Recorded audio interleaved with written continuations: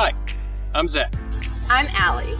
I'm John. We formally met each other in 2017. Where we served together as Connecticut FFA state officers.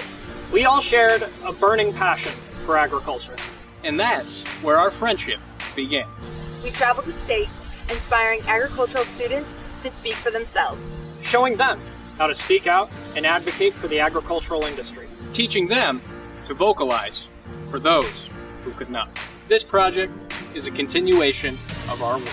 Our work to inspire people with the tales of agricultural innovation. To show the world the amazing people of our industry, so that our farmers across Connecticut get the credit that they deserve. This is Completely Connecticut Agriculture.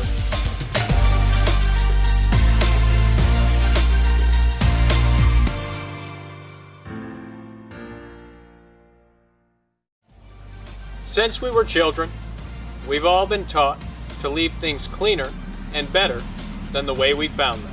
And with this rule, our planet can be no exception.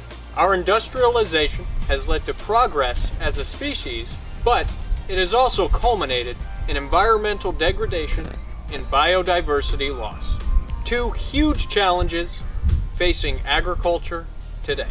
With the human population expected to surpass 9 billion people by 2050, we need to figure out how to craft a more sustainable food supply, all the while keeping a watchful eye on our planet's environment, habitats, and ecosystems. Although we have many obstacles to overcome in this endeavor, it can be safely said that our farmers and ranchers have been making progress in taking action with practices such as no-till, drip irrigation, integrated pest management, and cover cropping. Our producers are helping regenerate the soil and provide biodiversity to their agricultural systems. Our producers here in the Constitution State are stewards of the land and are helping craft a more sustainable food supply for future generations.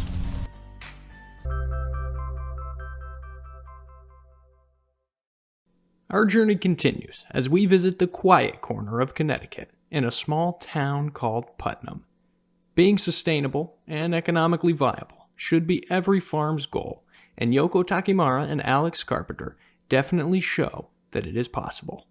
We wanted to visit Assawaga Farm to better understand the concept of hand-powered agriculture and catch soil sustainability at work. It's unbelievable what can happen on less than an acre of land. Hi, I'm Alex from Assawaga Farm. And I'm Yoko. We're a 3/4 acre certified organic no-till farm located in Putnam, Connecticut. We specialize in Japanese varieties of vegetables. Both of us were in, I guess, more techie fields before this. I was an electronic engineer and Yoko was a consultant. I wasn't certain what I wanted to do when I got into grad school, and food definitely caught my attention, so I tried to do a lot of classes, related to agriculture, sustainable agriculture. And I grew up, in huge cities my whole life. I'm originally from Tokyo, and I just never had a chance to, come across a farm or even really go advocating. I just never had those kind of opportunities. So that was like my first big sort of introduction to it, and I just couldn't take my mind off of that, possibility of working on a farm and becoming a farmer. But I think it was kind of a big leap. A lot of people start off having a part-time job and then doing a little bit of the farming, but we quit our full-time jobs at the same time and jumped in to doing this full-time. So that was kind of, something that people ask about, and they want to know if it's a viable thing, and I guess my answer is it's absolutely viable. Yeah, so as you can see, our farm is really small. It's on 3/4 of an acre. We plant things very intensively, so we're able to pack in a lot of vegetables in a small amount of space. So each bed gets obviously at least one crop, but up to 3 crops in a season. So yeah, we do get a lot out. We also do a lot of cover cropping, which might be a little bit less common on a small farm, but we try to get as much cover cropping in as possible to keep the ground covered with living roots. And we also try to cover our beds with mulch, even if there are plants growing, so that, you know, every part of the soil is covered. And we really have an emphasis on soil health, so it's really just trying to just keep a really healthy population of microbes and bacteria and fungi in our soil. So that's our really, you know, it's our main goal in farming. So we are no-till, meaning we don't till our soil at all. But if you think about what a tiller does when it goes to the soil, you've got a piece of metal spinning at a very high RPM, and earthworms, fungi, any living micro or macro organism in the soil is going to be disturbed, if not just killed. But for us, hand-powered, it's just a much more gentle way of interacting with nature. It's a way of keeping the soil biology high. And also, you know, a lot of the bigger farms, their size, their scale is constrained by the tractors that they use.